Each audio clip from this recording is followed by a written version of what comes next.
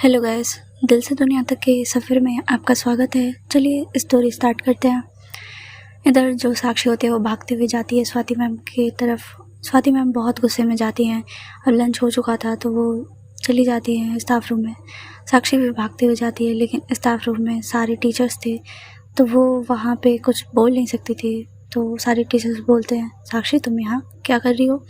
साक्षी बोलती है, मैम वो बस ऐसे ही स्वाति मैम से कुछ नोट्स लेने थे, बस इसीलिए। स्वाति मैम आगे जा चुकी होती है तो साक्षी फिर फटाक से जाती है स्वाति मैम के पास और फिर उन्हें समझाने की कोशिश कर रही होती है। बहुत धीरे आवाज़ में बोल रही होती है, मैम प्लीज़ प्लीज़ आप समझने की कोशिश कीजिए, प्लीज़ ऐसा कुछ नहीं है, आप जो सोच रही हैं वो कुछ भी नहीं है। स्वाति मैम बोलते हैं, देखो साक्षी, मैं यहाँ कोई सीन क्रिएट नहीं करना चाहती, यहाँ बहुत सारे टीचर्स हैं और प्लीज़ तुम यहाँ से जाओ, मुझे कोई भी बात नहीं करनी है तुमसे और मैं तुमसे कोई भी बात करना नहीं चाहती हूँ। तो जो साक्षी होते हैं वो समझ ही नहीं पा रही होती अब क्या करिए। उसे अब समझ ही नहीं आ रहा होता कि वो कैसे चीज़ों को समझाए। तो अब रिया मैम तब तक आ जाती हैं, वो भी सारी क्लास लेके। तो अब ये सिचुएशन मतलब वो देखते हैं कि एक साइड पे साक्षी बात कर रही है स्वाति मैम से और थोड़ा उसके फेस को देख के उनको लग जाता है कि कुछ सीरियस बात है। और बाहर की बात तो उन्हें पता ही चल गई होती है एक टीचर के थ्रू कि ऐसा हुआ है। तो उन्हें लग रहा होता है कहीं फिर से इन दोनों के बीच में लड़ाई झगड़े तो नहीं हो गए। तो वो कहीं ना कहीं सारे टीचर्स को वो चीज़ें देखते हैं कि यहाँ सारे टीचर्स हैं और फिर ये दोनों तो बात कर नहीं पा रहे खुल के।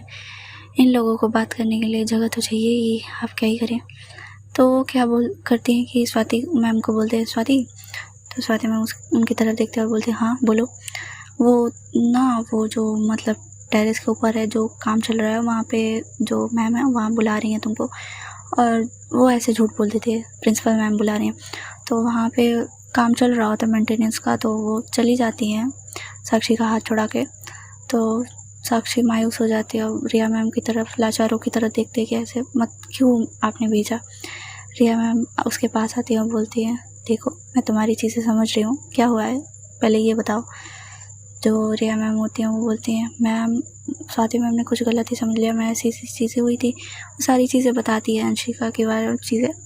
तो जो रिया मैम होती हैं वो बोलते हैं, कहीं ना कहीं तुम क्यों उसे बचाने की कोशिश कर रही हो जो तुम्हारे साथ इतना गलत कर रही है। और कहीं ना कहीं स्वाति का गुस्सा जायज़ है, वो ये सारी चीज़ें सही कर रही है, उसे सबक सिखाना ज़रूरी है, नहीं तो वो हर बार ऐसा करेगी।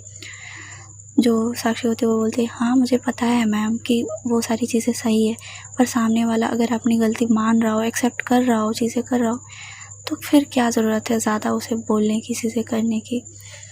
तो ऐसे बोल रहे होते तो रिया मैम बोलते, अच्छा ठीक है तुम जाओ वहाँ पे टेरेस पे, वहाँ पे कोई है नहीं, अभी मेंटेनेंस के जो भी लोग हैं वो बाहर गए हैं कुछ खाने के लिए और वहाँ पे प्रिंसिपल मैम नहीं है, मैंने बस झूठ बोला है, तुम जाओ बात कर सकती हो।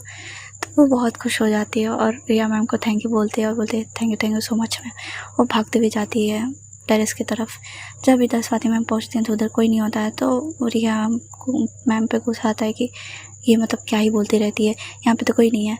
और फिर वो आने लगती है, तुरंत इधर साक्षी आ जाती है और बोलते हैं, मैम प्लीज़ प्लीज़ प्लीज़ मेरी बात सुनिए प्लीज़। तो स्वाति मैम बोलती है, देखो मुझे तुम्हारी कोई बात नहीं सुननी और तुम ऐसी बकवास मेरी सारी चीज़ें मत करो। और मैंने बोला ना कि तुमसे मुझे कोई बात नहीं करनी है, तुम नहीं करनी है, प्लीज़ मत करो मुझसे बात। साक्षी बोलती है, प्लीज़ मैम प्लीज़ समझने की कोशिश करिए, प्लीज़ आप एक बार समझिए तो प्लीज़। तो जो स्वाति मैम होती हैं वो बोलते हैं कि नहीं मुझे कोई चीज़ नहीं समझनी, प्लीज़ मैम। ऐसे वो बोल रही होती बार बार साक्षी कि प्लीज़ मैम समझिए। तो नहीं समझ रही होती है, अब साक्षी को समझ नहीं आ रहा होता कि क्या करिए, कैसे समझाए मैम को। तो स्वाति मैम जाने लगती हैं। अब जाने लगती हैं तो अब कैसे रोकेगी साक्षी, उसे समझ ही नहीं आ रहा होता है। तो वो क्या करती है ना कि जो स्वाति मैम है उनका हाथ पीछे से पकड़ती है, उन्हें बहुत मतलब तेज़ से खींचती है अपनी तरफ। और जब खींचती है तो उसका हाथ जो स्वाति मैम की कमर पे चला जाता है। और जब जाता है तो कहीं ना कहीं स्वाति मैम को सेंसेशन फील हो जाती है और उनकी पूरी वाइब्रेट हो जाती है बॉडी और उन्हें कहीं ना कहीं फीलिंग आने लग जाती है, महसूस होने लग जाता है। और ये दोनों इतने करीब होते हैं, इतने झटके से स्वाति मैम आई होती हैं साक्षी के पास कि जो ये दोनों की बॉडी होती है वो इतनी करीब हो चुकी होती है कि बस सांसें जो भी ले रहे होते हैं महसूस हो रही होती है एक दूसरे को। और बस एक दूसरे को देख रहे होते हैं बहुत अच्छे से, बहुत प्यार से। कहीं ना कहीं जो अभी चल रहा होता है वो अलग ही जोन में चला जाता है। और जो साक्षी ने हाथ रखा होता है स्वाति मैम की कमर पे, वो स्वाति मैम को अलग ही एहसास दिला रहा होता है।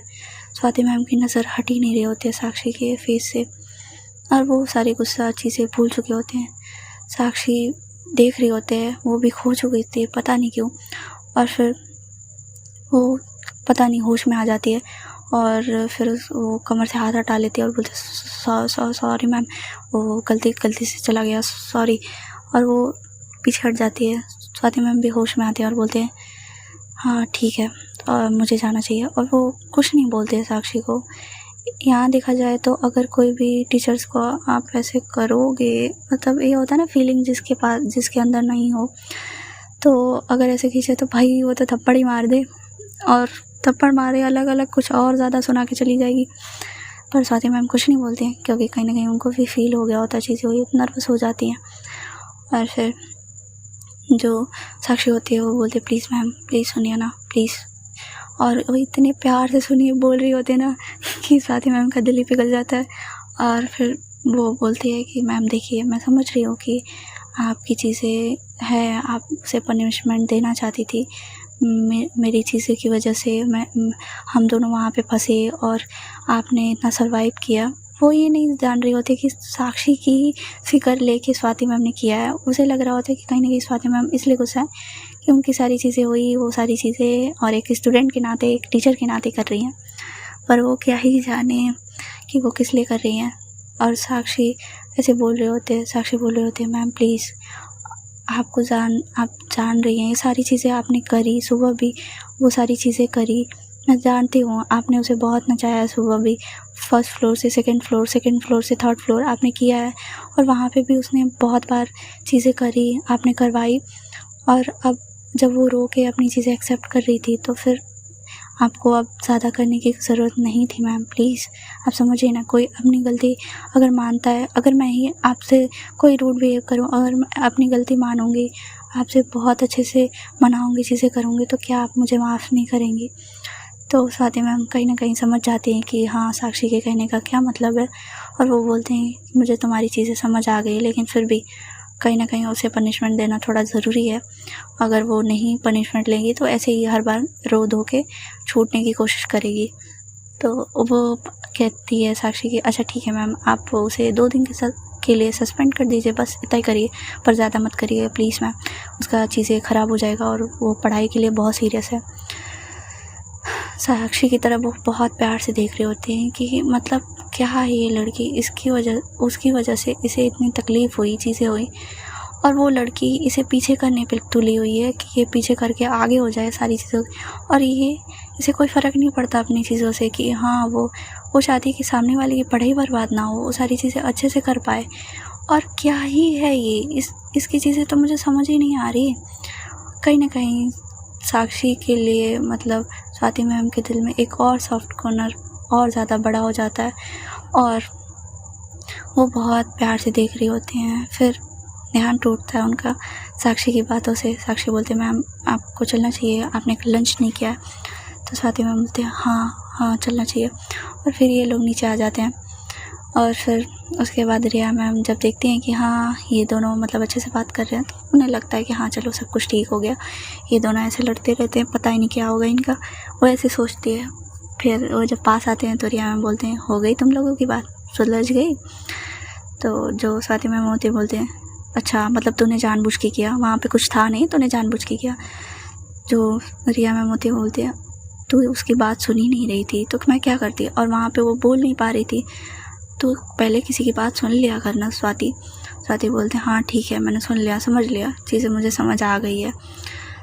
तो स्वाति रिया मैम बोलते हैं कि चलो अच्छी बात है, तुम्हें समझ में आ गया और सारी चीज़ें, चलो अच्छी बात है। और फिर ऐसे ही ये लोग मतलब चले जाते हैं और साक्षी पूर्वी के पास चली जाती है। पूर्वी पूछती है कि तू इतनी देर कहाँ लगा दी, ये वो, तो क्वेश्चन करती है, पर वो बता देती है कि ऐसी ऐसी चीज़ें हुई थी। अंशिका वो बता देती है। जो पूर्वी को उसको भी बहुत गुस्सा आता है कि मतलब ये लड़की हद ज़्यादा पार कर रही है। और स्वाति मैम ने सही किया, उसे और ज़्यादा सज़ा देनी चाहिए थी, चीज़ें करनी चाहिए थी। एकदम स्वाति मैम ने सही किया, उन्होंने बिल्कुल ठीक किया। और वो बहुत ज़्यादा स्वाति मैम का सपोर्ट कर रही होती है। तो साक्षी बोलती है कि क्या आदि, मतलब आप ऐसे कर रहे हो। जो पूर्वी होती है वो बोलती है तेरी वजह से वो इतनी ज़्यादा आगे बढ़ रही है, तू हर बार छोड़ देती इसीलिए हो रहा है। स्वाति मैम ने बिल्कुल सही किया। मैं उनकी जगह होती तो मैं और भी ज़्यादा पनिशमेंट देती। और वो जा रही होती है, लेकिन फिर साक्षी रोक लेती है, बोलती है मैं हमारी पूर्वी दी को बोलते हैं कि अरे दी क्या है, पहले ही उसको इतनी पनिशमेंट दे चुकी हैं और 2 दिन का सस्पेंशन और दे दिया है, तो अब क्या चाहती हैं आप। तो जो पूर्वी है वो ये सुनती है तो बोलती है अच्छी बात है, अच्छी चीज़ है, 1-2 दिन के लिए क्यों, पूरे महीने के लिए दे देना चाहिए उसको, वैसे बोल रहे होते हैं। तो साक्षी बोलते हैं क्या दिया आप भी। और फिर ऐसे ही लोग लंच कर लेते हैं और फिर ऐसे ही फिर अगला लेक्चर स्टार्ट हो जाता है। स्वाति मैम भी अब नॉर्मल हो जाती हैं। जो अंशिका होती है उसकी हालत तो इतनी बची नहीं होती कि वो क्लास अटेंड करे, वहीं से वो अपना बैग वैग लेती है और उसके जो कार होती है भाई, उसके रिच फैमिली होती है, तो वो मतलब आते हैं कार लेके और फिर वो चली जाती है वहाँ से। और इधर जो साक्षी होती है वो लेक्चर ले रही होती है अच्छे से। और एक चीज़ मैं बताऊँ, साक्षी का बिहेवियर, चाहे सामने वाला कितना भी बुरा करे, वो चीज़ें करे, पर उसका बिहेवियर चेंज नहीं होता था। वो एक पल के लिए उस इंसान को समझाने की कोशिश करती थी, उसे सबक सिखाने की ज़रूर कोशिश करती थी कि उसे सही रास्ते पे ला सके, पर वो उसके लिए कभी बुरा नहीं चाहती थी और ये चीज़ उसे अलग बनाती थी। और आज ये नेचर स्वाति मैम ने बहुत अच्छे से देखा था और उन्हें बहुत अच्छा लगा था साक्षी का ये बिहेवियर, ये जो चीज़ थी वो बहुत अच्छी लगी थी साक्षी की। और फिर ऐसे ही जब वो देख रही होती हैं, जो साक्षी होती है वो एक ही के बाद लेक्चर लेती है और सारे नोट्स वो 2-2 बना रही होती है, पता नहीं क्यों, पर 2-2 जगह लिख रही होती है। मतलब एक जो 4-5 पेज निकाले होते हैं उसने अपनी कॉपी से, और वो अलग अलग नोट कर रही होती है और सारी चीज़ें कर रही होती है। और वो करके जब सारे लेक्चर्स ख़त्म होते हैं, छुट्टी होती है, तो वो क्या करती है कि जो उसकी फ्रेंड होती है अंशिका की, वो क्या करती है कि उसको दे देती है और बोलती है कि देखो ये नोट्स है, मैं जानती हूँ कि तुमने बनाए होंगे पर इतने अच्छे से नहीं कि अंशिका को समझ आए, तो तुम ये नोट्स उसको दे देना और ये सारी चीज़ें बोल देना कि तुमने बनाया है, मेरा नाम मत लेना, नहीं तो वो ये फाड़ के ही फेंक देगी। उसकी दोस्त हंसती है और बोलती है तुम किस पत्थर की बनी हुई हो, मतलब वो तुम्हारे साथ इतनी बदसलूकी करती है, इतनी सारी चीज़ें करती है और तुम हो कि तुम उसका ही साथ देती हो, क्यों, मतलब तुम उसके भले के लिए क्यों सोच रही हो, तुम्हारे साथ तो उसने इतना गलत किया। साक्षी बोलती है देखो, अगर वो सही रास्ते पे आ जाए, चीज़ें सही हो जाए तो अच्छी बात है, नहीं तो अगर नहीं सही हो रही है तो फिर मुझे सही करना अच्छे से आता है, तो मैं उसे अच्छे से समझा दूँगी फिर, लेकिन अभी के लिए मैं उसका करियर तो नहीं बर्बाद कर सकती ना। 2 दिन के लिए भले वो सस्पेंड हुई है, लेकिन उसके पढ़ाई को लेके वो बहुत सीरियस है, मैं जानती हूँ ये बात अच्छे से, तो ये दे देना, ठीक है। वो ऐसे ही बोल के निकल जाती है। उसकी फ्रेंड होती है वो बहुत हंसती है, क्योंकि वो कभी भी अंशिका की इन सारी चीज़ों में कभी वो साथ नहीं देती थी। अंशिका ये सारी चीज़ें करती थी तो वो मना करती थी, क्योंकि वो साक्षी को बहुत अच्छे से जानती थी और वो बहुत उसके लिए, मतलब वो सॉफ्ट कॉर्नर था वो उसकी फ्रेंड, अंशिका की फ्रेंड के दिल में, तो वो नहीं चाहती थी कि साक्षी के साथ ये सब हो, तो वो मतलब इन सारी चीज़ों में साथ ही नहीं देती थी अंशिका का। अंशिका मतलब उसके एक और फ्रेंड थी जो बहुत अच्छी नहीं थी, बुरी थी, और जिसकी संगत में रह रह के अंशिका बुरी बन चुकी थी। अंशिका बुरी नहीं थी, लिटरली में वो बुरी नहीं थी, बट एक कहते हैं ना, संगत का असर कहाँ से कहाँ पहुँचा सकता है, ऐसा ही अंशिका के साथ हुआ होता है। अंशिका उन लोगों के साथ रह रह के, और कहीं ना कहीं उन लोगों ने इतना भड़का दिया होता है साक्षी के खिलाफ अंशिका को, कि उसको उनकी हर एक बात सच लगने लगती थी।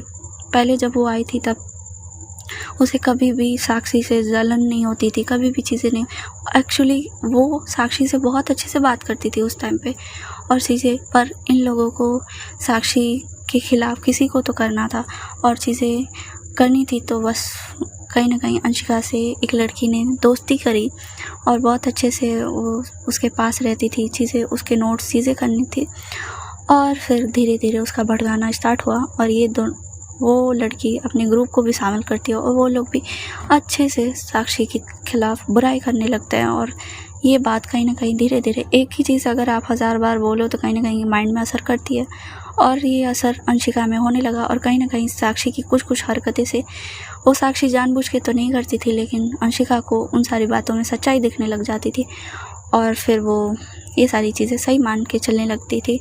और ऐसे ही होने लगा और फिर ऐसे ही वो दुश्मन बन गई उसकी। तो ऐसे ही अंशिका बुरी नहीं होती है, बट उसको उन लोगों ने बुरा बना दिया होता है। अब देखते हैं कि अंशिका सुधरेगी या नहीं सुधरेगी, मुझे तो नहीं लगता, पर देखते हैं आगे। इधर जो होती है साक्षी, वो निकल जाती है वहाँ पे, क्योंकि बाहर वेट कर रही होती है और पापा भी उसके आने वाले होते हैं, उन्होंने बोला होता है, तो वो वेट कर रही होती है। तो इधर जो स्वाति मैम होती हैं वो आती हैं और फिर वो बोलते हैं कि तुम अपना ध्यान रखना और चीज़ें अच्छे से करना, तुम सारी चीज़ें तुम्हारी खाओ, ठीक है। तो जो साक्षी होती है वो बोलती है हाँ मैम मैं ठीक हूँ, आप इतना परेशान मत होइए। तो पूर्वी आ जाती है, पूर्वी बोलती है स्वाति मैम मुझे आपसे बात करनी है। तो स्वाति मैम उसकी तरफ देखती है और बोलती है हाँ बोलो पूर्वी। वो बोलती है कि आपने बहुत अच्छा किया, मैं आपके सपोर्ट में हूँ, कोई हो ना हो मैं आपके सपोर्ट में हूँ, आपने बहुत अच्छा किया, आपने सारी चीज़ें बहुत अच्छी करी और बल्कि आपने पनिशमेंट भी बहुत अच्छी दी। और ऐसे बोल देती है। तो स्वाति मैम बोलती हैं हाँ ना, मैंने सही किया ना, देखो तुम्हारी ही बहन है जो मेरा साथ नहीं दे रही है। और वो ऐसे बोल देती है। तो पूर्वी बोलती है इसी की वजह से तो उसकी हरकतें बिगड़ गई है, वो हर बार से ऐसा करती थी और ये सारी चीज़ें तो वो बोलने लगती है। लेकिन कुछ कुछ चीज़ें जो स्वाति मैम को पता नहीं होती है, लेकिन साक्षी वहीं अपनी दी का मुंह बंद कर देती है और बोलती है चुप रहो ना दी, आप क्या बोले जा रहे हो, कहीं की बात कहीं ले जा रहे हो। जो पूरी होती है वो बोलती है तो हाथ हटा। और फिर जो स्वाति मैम होती है वो बोलती तुम मुझसे ऐसे क्यों कर रही हो और क्या क्या किया है उसने अब, तो ऐसे बोल रही होती है। तो साक्षी बोलती है कि ऐसा कुछ नहीं है मैम, कुछ नहीं किया है, वो बस ऐसे ही बकवास कर रहे हैं। रिया मैम बोलते हैं, फिर वो हाथ हटा देती है। और पूर्वी फिर बोलती है कि मैम ऐसी सारी चीज़ें हर बार होती हैं, चीज़ें वो ही करती है, चीज़ें करती है, ऐसे बताती हैं। तो स्वाति मैम को भी गुस्सा आता है और बोलती है चलो अभी के लिए तो वो फ़िलहाल उसको उतनी पनिशमेंट मिल गई है, आगे अगर कुछ करेगी तो मैं देख लूँगी पूर्वी, वो ऐसे बोलती हैं। तो जो रिया होती है मैम होती है वो बोलती हैं कि लेकिन तुम दोनों सही नहीं हैं, वो साक्षी अपनी जगह पे सही है, साक्षी ने जो चीज़ें कही वो सही है, अगर किसी को अपनी गलती का एहसास है तो उसे इतना पनिश करना भी सही बात नहीं है। तो जो पूर्वी होती है वो घूर के देखती है रिया मैम की तरफ, वो बोलती है आप तो चुप ही रहिए मैम, और हाँ प्लीज़ आप वो साक्षी की साइड मत लीजिए। जब ऐसे बोलती है तो रिया मैम बोलती है ओ हेलो, तुम भूल गई हो क्या, मैं तुम्हारी मैम हूँ और तुम्हारी क्लास टीचर भी, तुम मतलब भूल जाती हो। पूर्वी फिर शांत हो जाती है और बोलती है कि नहीं मैम वो तो बस मैं ऐसे बोल रही थी। रिया मैम हंसती है और बोलती हैं मैं एक कॉमन सी बात बोल रही थी कि साक्षी की चीज़ें सही है, अगर कोई सामने वाले को अपनी गलती का गिल्ट है बहुत ज़्यादा तो कहीं ना कहीं उसे समझना चाहिए और फिर उसे एक मौका देना चाहिए, ऐसे ही होता है। फिर ये लोग ऐसे ही बात करके निकल जाते हैं। जो उसके पापा आ चुके होते हैं साक्षी और पूर्वी के, और वो यहाँ से अपने बच्चियों के साथ चले जाते हैं घर। साक्षी बहुत खुश होती है अपने पापा को देख के और फिर वो जाती है अपने पापा के साथ घर पे और अपने पापा के साथ मस्ती करती है और सारी चीज़ें हो रही होती है। तो क्या होता है ना कि जो साक्षी के जो हाथ होते हैं उस पर ना निशान होते हैं, उस दिन जब लगे हुए थे। तो आज क्या होता है कि साक्षी ने जो शर्ट पहनी होती है आज, तो क्या होता है कि जो शर्ट होती है ना वो ऐसे मतलब उसके खाने में टाइम पे उसकी आदत होती है ना कि शर्ट हाफ फोल्ड करके खाती थी वो, तो आज वो ध्यान नहीं देती है अपनी चीज़ों के निशान पे और वो क्या करती है फोल्ड कर लेती है और खाना खाने लग जाती है। उसके पापा देख लेते हैं कि ये निशान है, वो डर जाते हैं, बोलते हैं प्रिंसेस ये क्या हुआ है, ये तुम्हारे हाथ पे कट का निशान कैसे है और ये सारी चीज़ें कैसे हुई, क्या हुआ है तुम्हें, और तुमने मुझे बताया नहीं। और वो ऐसे बहुत ज़्यादा डर जाते हैं कि क्या हो गया। इधर सारे लोग मतलब देखने लग जाते हैं, पूरी बोलते लो हो गया कांड, मतलब इस लड़की को मैंने बोला था कि ये सारी चीज़ें छुपाए पर ये इससे होता नहीं है, और जिस चीज़ में मैं बोलती हूँ वो चीज़ करती नहीं है, और जो चीज़ को मैं कहती हूँ कि मत किया करो पर वो चीज़ ज़रूर करेगी है। साक्षी बोलती है धत्तेरी की जाए, वो मतलब क्या ही मैं बोलूँ यार, मतलब मैं खुद कुल्हाड़ी पे मतलब अपना पैर मार आती हूँ, क्या ही है, मुझे फोल्ड करके नहीं खाना चाहिए था ना। और फिर ऐसे बोलती है और फिर ऐसे ही जब वो बोलते हैं तो अब जो पापा के क्वेश्चन का आंसर तो देना था, साक्षी बोलती है पापा वो ऐसे ही बस सारी चीज़ें हो गई थी, वो कहीं गलती से लग गया था। उसके पापा समझ रहे होते कि वो गलती से नहीं लगी है क्योंकि बहुत गहरी निशान थे। उसकी मम्मी तो एकदम डर जाती है, उसकी मम्मी तो बहुत अच्छे से हाथ को देखने लग जाती हैं और कहीं ना कहीं अब तो इतने से क्वेश्चन खड़ा कर देती हैं उसकी मम्मी की कहीं ना कहीं सारी चीज़ें बतानी पड़ जाती है। और जब ये सारी चीज़ें बताती हैं तो फिर उसके पापा मम्मी दोनों बहुत ज़्यादा मतलब साक्षी को कहीं ना कहीं डांटते भी हैं और बोलते भी हैं। वो कैजुअल डांट होती है, कहीं ना कहीं उतना ज़्यादा नहीं था, पर समझाते हैं बहुत प्यार से।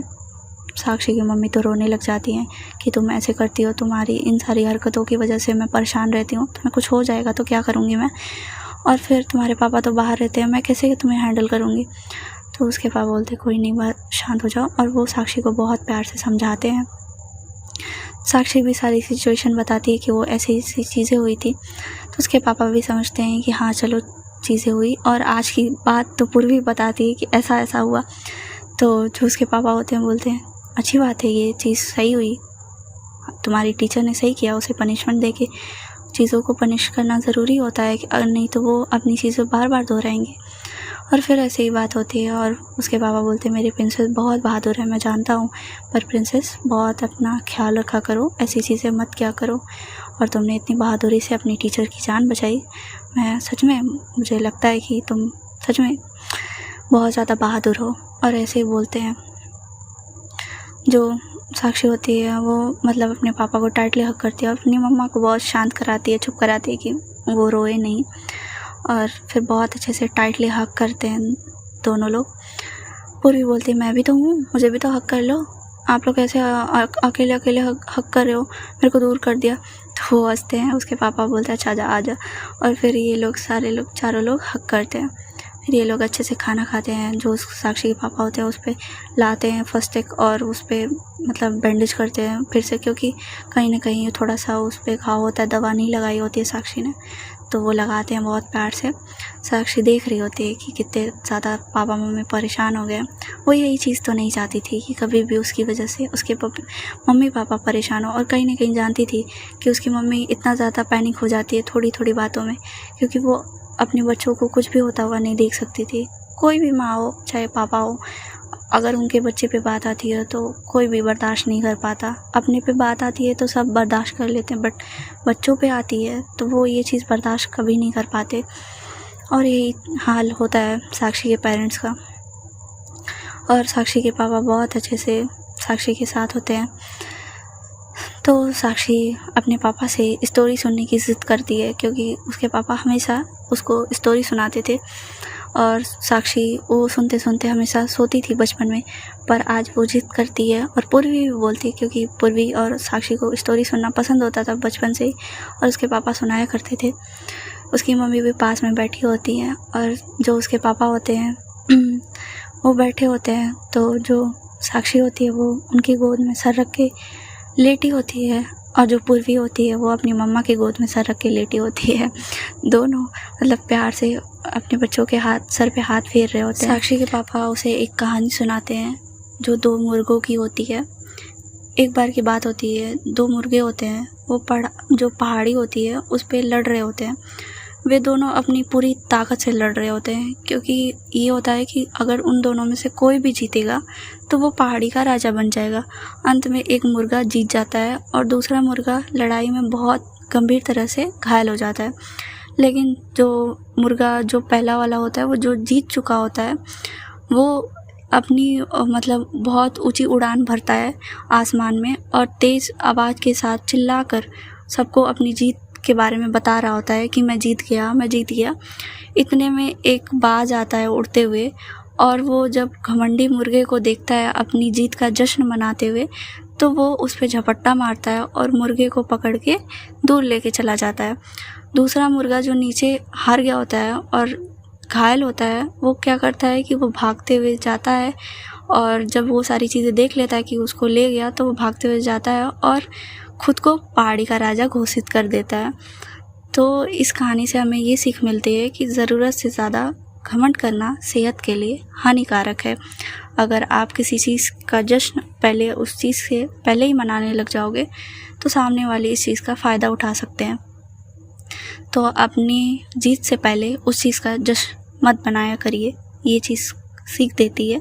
तो यही उसके पापा समझाते हैं और साक्षी ये कहानी सुनते सुनते कहीं ना कहीं सो जाती है। थक तो चुकी थी तो वो सो जाती है और उसके पापा उसे बहुत प्यार से गोदी में उठाते हैं और ले जाते हैं और उसे मतलब वहाँ पे सुला देते हैं बेड पे। और पूर्वी को भी मतलब पूर्वी सोई नहीं होती है, नींद में होती है गहरी थोड़ी सी, पर वो चल के चली जाती है। और इधर ये होता है ना कि ये लोग भी चले जाते हैं और इधर जो स्वाति मैम होती हैं और रिया मैम वो तो अपने रास्ते में बात करते हुए पहुंच गई होती हैं अपने अपने घर। और स्वाति मैम आज अपनी चीज़ों के साथ अपने पापा के साथ बैठी होती हैं और वो स्कूल में जो जो भी हुआ वो सारी चीज़ें बताती हैं। और उनके पापा भी ये चीज़ बोलते हैं कि कहीं ना कहीं साक्षी थोड़ी सी सही है कि अगर उसने इतनी रो रो के चीज़ें बोली कि वो सुधर जाएगी तो कहीं ना कहीं तुम्हें एक मौका देना चाहिए।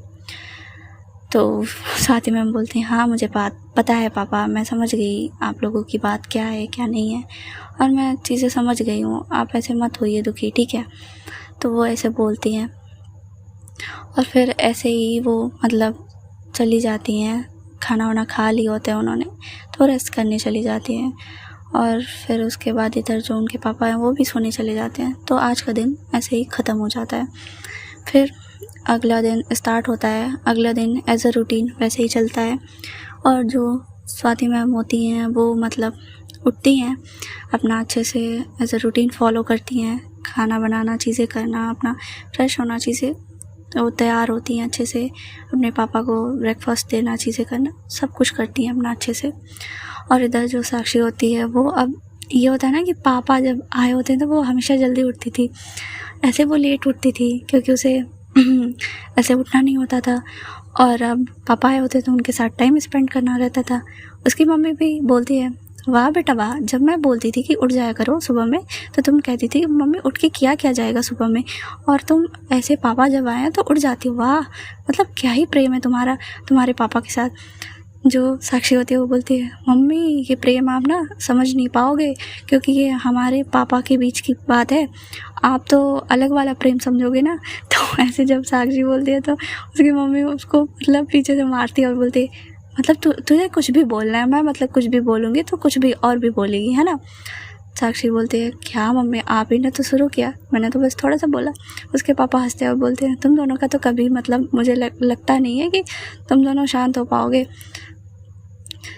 पूर्वी बोलती है नहीं पापा ऐसा हो ही नहीं पाएगा, ये लोग तो मतलब आपके ना होने पे भी लड़ते हैं, आपके होने पे भी लड़ते हैं, ये तो कभी शांत नहीं हो पाएगा। और इसी चीज़ से तो हमारे घर में रौनक है।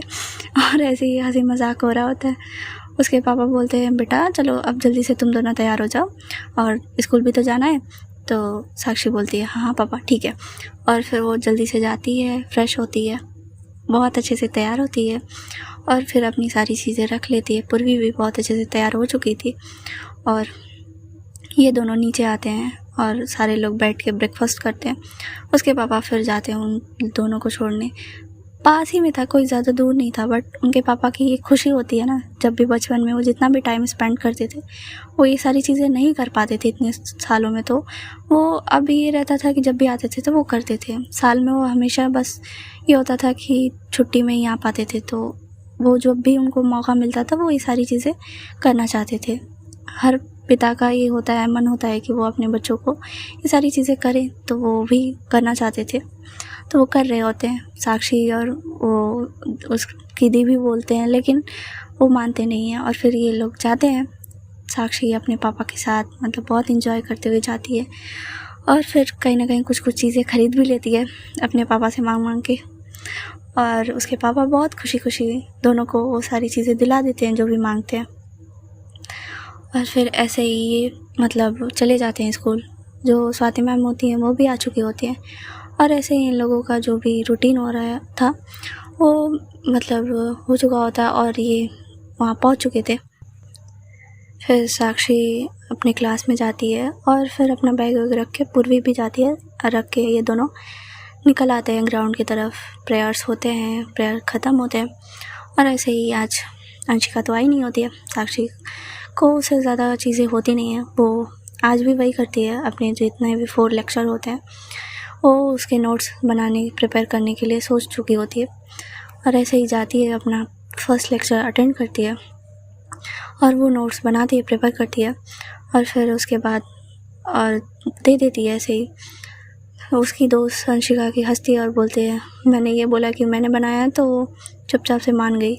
ये भी नहीं सोचा कि राइटिंग मेरी अलग होती है और ये राइटिंग अलग है। क्या ही बोलूँ मैं उसको, और वो सुधरने वालों में से है नहीं। साक्षी, तुमने गलत किया उसे बचा के, वो सुधरने वालों में से नहीं है, वो सुधर नहीं रही है।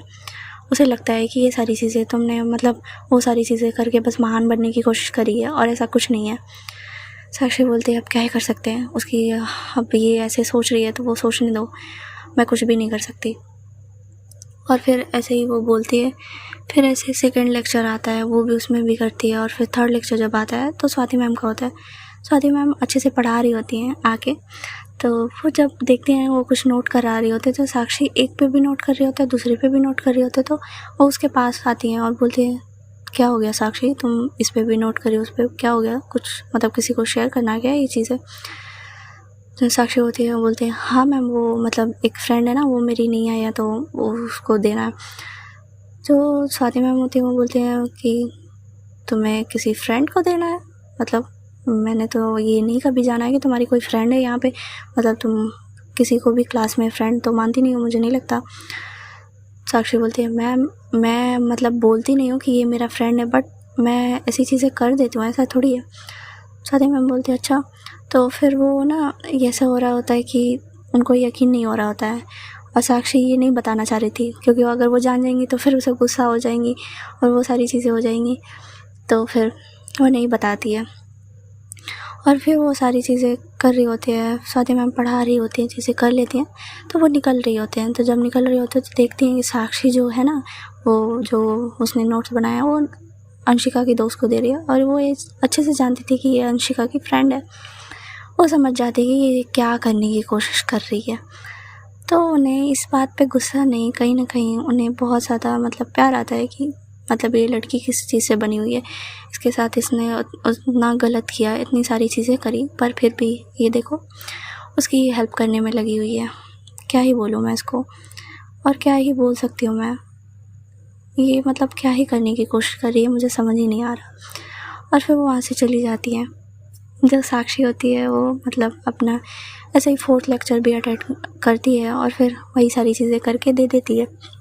जब लंच होता है तो पूर्वी होते हैं, वो मतलब लंच करते हैं अपने साथ, और इधर रिया मैम और स्वाति मैम कर रही होती है, तो स्वाति मैम सारी चीज़ें बताती हैं। रिया मैम भी हंसती हैं और बोलती हैं, वो ऐसी ही है, मैं जानती हूँ उसे, और ये सारी चीज़ें उसकी पहले से ही आदत है, कोई बात नहीं, छोड़ो ना, जाने दो।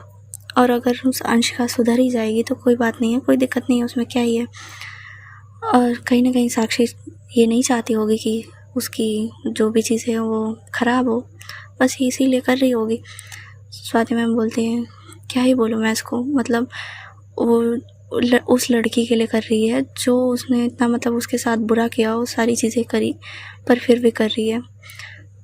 रिया मैम यहाँ एक चीज़ बोलते हैं स्वाति मैम को कि ज़रूरी नहीं है कि जो सामने वाला कर रहा हो हम भी वही करें, और कभी कभी ये होता है कि हम चाहे अच्छे बन रहे हो, चीज़ें कर रहे हो, बट ये होता है ना कि हम कभी भी सामने वाले का नुकसान नहीं चाहते। और कहीं ना कहीं साक्षी यही चाह रही होगी कि उसका नुकसान ना हो, और सबक सिखाने को, चीज़ें करने को वो तो तुमने कर ही दिया है, तो वही सारी चीज़ें होंगी, कोई बात नहीं, तुम इतना मत सोचो। और ऐसे ही वो बोल देती हैं। ऐसे ही लंच हो जाता है। फिर अब एक के बाद फिर एक लेक्चर लगने लग जाते हैं। आज कुछ ज़्यादा ख़ास नहीं होता, ऐसे सारे लेक्चर होते हैं, और साक्षी वही चीज़ करती है, सारे के नोट्स बनाती है और देती है। और फिर जो साक्षी होती है वो अपना मतलब अच्छे से कर लेती है चीज़ें, और फिर छुट्टी हो जाती है। जो स्वाति मैम होती है उसको जाने से पहले एक बार बाय बोलती हैं अच्छे से और बात करती हैं। तो फिर पूर्वी भी को पता चलता है कि साक्षी ने ये सारी चीज़ें करी हैं, तो साक्षी को भी वो बोलती है पूर्वी, पर वो जानती थी साक्षी किसी की सुनेगी नहीं, वो अपने मन की ही करेगी और कुछ बोल के फ़ायदा नहीं है। फिर साक्षी को वो कुछ ज़्यादा बोलती नहीं है और उन्हें भी ये चीज़ अच्छी नहीं लगती, पर वो कहती हैं कोई बात नहीं, छोड़ो। और फिर वैसे ही घर चले जाते हैं। घर जाके भी सारी चीज़ें एज अ रूटीन बीतती है। जो भी उसका पापा के साथ टाइम स्पेंड करना था, आजकल उसकी चीज़ें अच्छी बीत रही होती है पापा की वजह से, और वो अच्छे से अपने पापा के साथ टाइम स्पेंड कर रही होती है, अपना बहुत अच्छे से टाइम बिता रही होती है। और वैसे ही दिन बीत रहा होता है और बीत जाता है, रात हो जाती है और रात को ये लोग डिनर करते हैं और सोने चले जाते हैं। स्वाति मैम का भी एज ए रूटीन बीतता है दिन, और फिर वो रात को डिनर करके सोने चली जाती हैं। ये कहानी अभी तक, लेकिन मैं कुछ कहना चाहती हूँ। आप लोगों ने बहुत बार ये पूछा कि क्या मतलब इन लोगों की एज इतनी ज़्यादा एज गैप क्यों है और इतनी ज़्यादा एज गैप क्यों रखी गई है। तो मैं इस चीज़ का आंसर बहुत अच्छे से आप लोगों को देना चाहती थी। मैसेज में ये सारी चीज़ें मैं डिटेल में नहीं बता सकती, तो मैं ऐसे बता देती हूँ आप लोगों को कि आप लोग बार बार ये सारी चीज़ें क्वेश्चन ना पूछें। मेन रीज़न ये है कि देखिए, कभी भी आप अगर चॉइस चीज़ें हैं जो भी है, हमें कभी भी सामने वाले के एज से कभी भी उसकी चीज़ों का अंदाज़ा नहीं लगाना चाहिए। अगर आपकी एज में आपका कोई भी है, आप एक बार देखो, अगर सेम एज कैटेगरी के लोग होते हैं, वो आप अगर कभी भी देखोगे तो जो सामने वाला बंदा है वो आपकी चीज़ों को एक टाइम तक झेल सकता है। अगर वो आपकी एज की कैपेबिलिटी का रखता है और वो आप ही की एज का है, उसके अंदर आप ही की जैसी फीलिंग होगी, वो भी उसी एज से गुज़र रहा है, तो आप जैसा चिड़चिड़ापन या मूड स्विंग जो भी आप इस टाइम सर्वाइव करोगे, वो भी कर रहा होगा। तो जब आपको किसी चीज़ की ज़रूरत पड़ेगी, जब आप चीज़ें करोगे, तो वो कितना संभाल सकता है आपको, 6 महीने, 1 साल, जो भी है, जितना भी संभाल ले। फिर एक टाइम में वो कहीं ना कहीं वो भी इस चीज़ से चिड़चिड़ापन होकर कहीं ना कहीं बोल देगा, चीज़ें कर देगा। पर अगर आप अपनी एज से बड़े इंसान को अपनी चीज़ों की कैपेबिलिटी बताते हो और उसके साथ रहते हो, तो एक चीज़ आपको बहुत अच्छी मिलती है कि वो सामने वाला इंसान आपकी चीज़ को इतने अच्छे से समझता है, इतने अच्छे से हैंडल करता है कि आप फिर उसका अंदाज़ा भी नहीं लगा सकते। आपको जहाँ ज़रूरत होगी ना, वो वहाँ आपको बहुत अच्छे से हैंडल करेगा। और देखो, कभी कभी हम टाइम नहीं दे पाते सामने वाले को, और जो सेम होते हैं एज के, वो इस चीज़ के लिए बहुत लड़ते हैं कि आप टाइम नहीं दे रहे, चीज़ें नहीं कर रहे। पहले तो बहुत देते थे, पर अगर बड़े एज से, मैं नहीं कहती कि आप बहुत बड़े ही कर लो, एकदम 10-15 मतलब साल नहीं, ऐसा भी नहीं है, पर 7 साल ये बहुत मिनिमम एज है और एज गैप है। और ये मैं मानती हूँ कि ये मैक्सिमम है, मतलब उतना ही रहना चाहिए, और उससे न ज़्यादा न कम। और कम है तो ठीक है, कोई नहीं, उसमें दिक्कत नहीं है, लेकिन एकदम बराबर एज वालों में मैं कहीं मानती हूँ कि लोग अच्छे मिल जाते हैं, चीज़ें अच्छी होती है, मैं उनको भी बुरा नहीं कह रही, बट कहीं ये चीज़ मिलती है आपको कि आप चीज़ों में कभी कभी ऐसी चीज़ें होती हैं कि सामने वाले की एज वही होती है जो आपकी है, और आप जैसा सोच रहे हो, समझ रहे हो, वैसा भी वो भी सोच समझ रहा है। तो फिर आपकी चीज़ें जैसे आप चाहोगे कि वो आपको अटेंशन दे, आपकी केयर करे, चीज़ें करे, तो वो ज़्यादा देर तक नहीं कर पाएगा, क्योंकि उसे भी वैसी ही अटेंशन और वो चीज़ें चाहिए होती है। और फिर जो आपसे एज में बड़ा होता है, वो आपकी चीज़ को समझेगा, आपसे ज़्यादा बात करने की भी ज़िद नहीं करेगा। अगर आप बिज़ी हो तो उस चीज़ को समझेगा, और फिर आपकी चीज़ों को भी बहुत अच्छे से रखेगा। और आपकी जब भी ये होते हैं ना, चिड़चिड़े होते हैं, हम बहुत ज़्यादा गुस्सा करते हैं, तो उस चीज़ को भी समझेगा, और ऐसे ही चीज़ें बहुत अच्छे से चलती है। और अगर आप लोगों को ये चीज़ एज में दिक्कत हो रही है, तो मैं बता दूं, कभी भी हमारे मम्मी पापा होते हैं, वो मतलब हमारे लिए शादी के लिए रिश्ता ढूंढते हैं, तो क्यों वो मतलब हमारे एज से बड़े इंसान को ढूंढते हैं, क्यों? ये आंसर आप लोग ज़रूर समझते होंगे क्यों ढूंढते हैं। वो हमेशा ये मान के चलते हैं कि अगर हमारी एज से बड़ा है तो चलो कोई दिक्कत नहीं है, ठीक है, अच्छी बात है। ये क्यों होता है? क्यों? वो ये जानते हैं कि हम जिस एज में हैं, उससे अगर बड़ा एज का होगा कोई, तो वो हमें अच्छे से हैंडल कर लेगा, संभाल लेगा, चीज़ें कर लेगा। और जहाँ तक मैंने देखा है अपने मतलब आसपास में एज में जहाँ भी शादियाँ हुई हैं, वहाँ 7 साल की एज गैप बहुत मैक्सिमम है। तो ये सारी चीज़ें सोच के मैंने जानबूझ के नहीं रखी, वो मेरी उस टाइम की कैपेबिलिटी थी जब मैंने रखी थी, और मैंने कभी भी उस चीज़ को चेंज नहीं किया किसी के लिए भी। तो फिर वही चीज़ मैंने आप लोगों को सुनाई, अब आप लोगों को समझ आ गया होगा कि मैंने ये सारी चीज़ें क्यों करी, क्यों रखी है। आई होप ये सारी चीज़ें आप बहुत अच्छे से समझ गए होंगे। और अगर हमारे मम्मी पापा उस चीज़ को समझ रहे हैं, और कहीं ना कहीं आपके मम्मी पापा में एज गैप ज़रूर होगा, ये नोटिस करिएगा आप लोग। तो अगर एज गैप होता है, और मैं ये कभी नहीं कहूँगी कि आप बहुत ज़्यादा एज गैप रख लो, नहीं, बिल्कुल नहीं। 2 साल, 4 साल, 7 साल मैक्सिमम मैंने माना है, तो आप समझ सकते हो। कुछ लोग 8 साल भी रख लेते हैं। तो अब ये उनके पे डिपेंड करता है कौन कितना है, क्योंकि प्यार में कभी भी एज गैप नहीं देखा जाता, ना कभी कुछ देखा जाता है। प्यार जब होता है तो आप नहीं देख पाते कि सामने वाला कैसा है, कैसा नहीं है, कैसा है। और मैं तो समझती हूँ कि प्यार कोई भी जेंडर या चीज़ नहीं है कि मतलब इसी से होगा, नहीं। मैं तो समझती हूँ पेड़ पौधे जानवर किसी से भी हो सकता है।